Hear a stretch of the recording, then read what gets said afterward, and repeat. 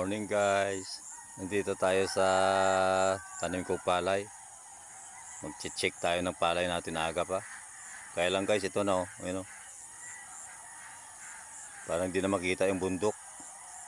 Puro na lapaap. Ayun, oh, ang lamig. Ang lamig ng klima ngayon. Kahapon ng hapon sobrang init. Ngayon oh, ang lamig ngayon. Ang lamig ng klima. Bakit kaya nagkaganito na? Siguro yung ganito na yung singaw ng lupa. Ilang linggong mainit kaya nagkaganito ng klima. Ang lamig.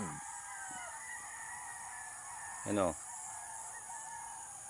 Pati dito guys sa bahay namin ang lamig na oh. Ano? Tanim ko. May mga ulap na.